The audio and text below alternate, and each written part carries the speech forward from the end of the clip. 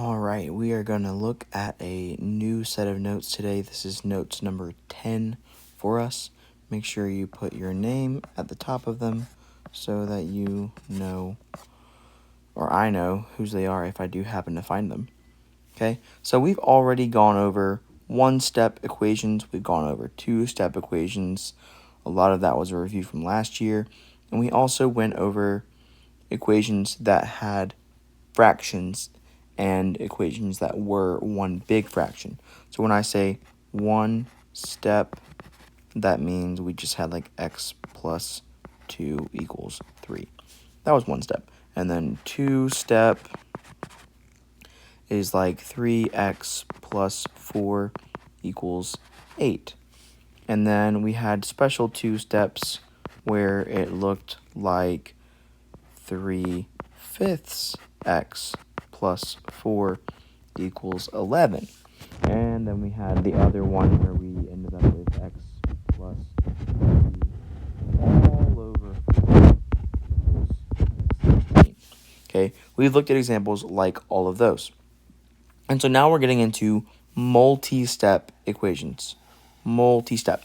And I know 2 is multiple, but we're getting into even more steps. And we are going to skip over one step that you will have moving forward here shortly.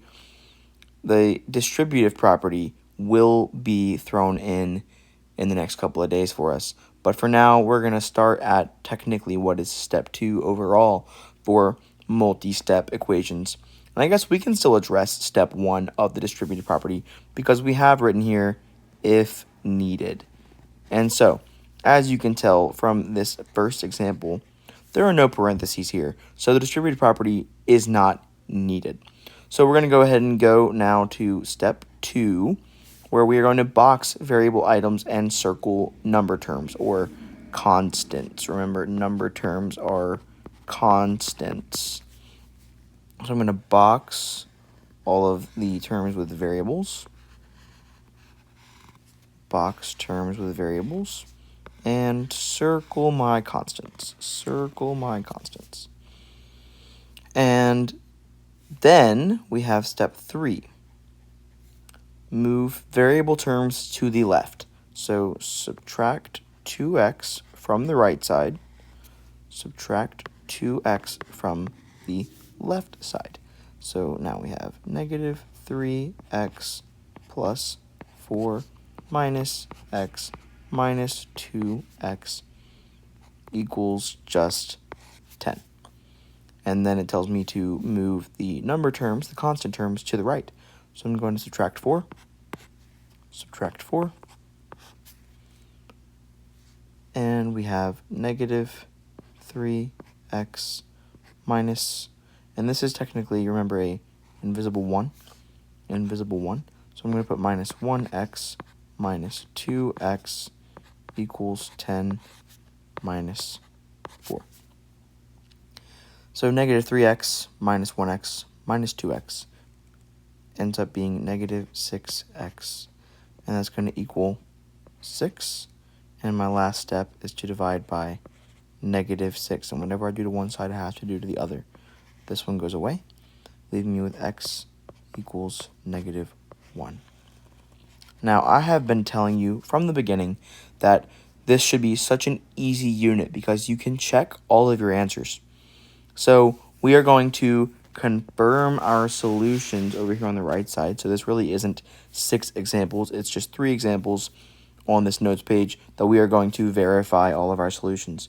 So we are going to draw our line just like normal, but we are going to replace the variable with the solution. And whenever we're replacing, we're going to put it in parentheses.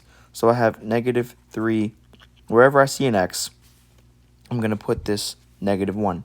So parentheses negative 1 plus 4 minus parentheses negative 1. 2 parentheses negative 1 plus 10. And I skipped my equal sign. I'm going to put that there. So now, we do know that if there's a number directly in front of a set of parentheses, just like with our distributive property, that means multiplication. And right here, there is an invisible 1 with my negative sign. That's being multiplied. this is being multiplied. So I have negative 3 times negative 1. That's going to give me a positive 3 because a negative and a negative, when we're multiplying, makes a positive. Plus 4 just comes on down, and negative 1 times negative 1 is positive 1. And that equals 2 times negative 1 is negative 2 plus 10.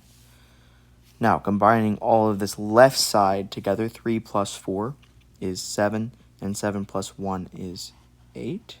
And negative 2 plus 10 is a positive 8. And is this true? Yes, absolutely. 8 is equal to 8. So we know we got this right. Let's go on to the next example. We're going to draw our line, box our variable terms, the whole term, not just the variable letter itself. Circle our constant, and now we want to, let me scroll back up. Our second step was to box the variable terms, circle the constant terms. We did that. Now, step 3 is to move the variable terms to the left. So I'm going to subtract 4x, subtract 4x. We're not doing the math yet. We are just moving it over. So negative 5x minus 8 minus 4x. Now, I want to get rid of the constant term. So we have plus 8. I forgot to cross this out, bring down my 10, and we're going to add 8 on both sides. This makes this one go away, and I'm going to bring down what I didn't use.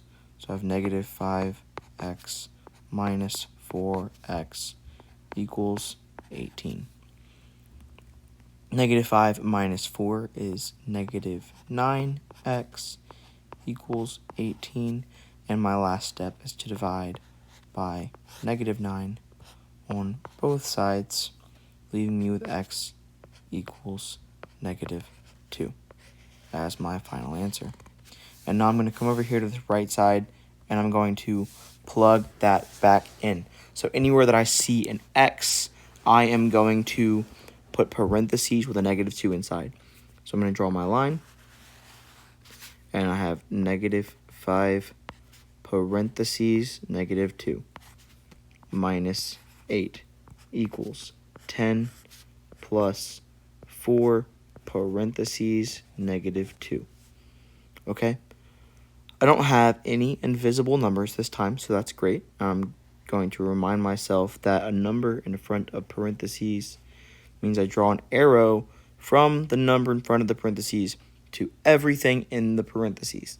Thankfully, this time there's only one number inside. We're not doing the full distributive property. But negative 5 times negative 2 is going to be a positive 10 minus 8 equal to 10. And then 4 times negative 2 is a negative 8. 10 minus 8 is 2. 10 minus 8 is 2. These are, in fact, equal. So we know we got it right. Last example. All right, I'm going to draw my line, box my variable term, box the variable term, box variable term, circle my constants. Okay, and I want all of my variable terms on the left. So I've got minus 2x minus, this is an invisible 1x, and so I'm going to add minus 2x minus 1x over here. So these go away, I now have 8 minus 3x minus 2x minus 1x, and I'm going to bring down my minus 10. I want to get rid of this constant term that I had over here. Minus 8, minus 8. This one goes away. Let's bring down all of these. Negative 3x minus 2x minus 1x equals negative 18. So this becomes minus 3 minus 2 is negative 5, minus 1 is negative 6x equals negative 18. Divide by negative 6, divide by negative 6. That cancels out and leaves me with x equals a positive 3. That's my final answer. So to check that, I draw my line, and anywhere there was an x, I'm going to put parentheses with a 3. So 8 minus 3 parentheses 3 equals 2 parentheses 3 plus parentheses 3 minus 10. Okay, so I now have to draw my arrows. This is an invisible positive 1. Draw an arrow to the inside of the parentheses.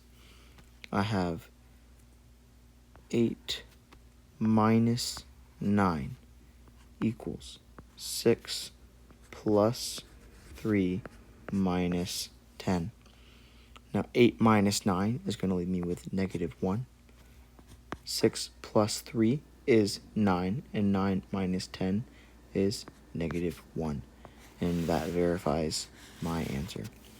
So I will post the PDF of this in Google Classroom, and you can rewind and rewatch this video as much as you need. And if you have any questions, please feel free to email me or come see me whenever you have time.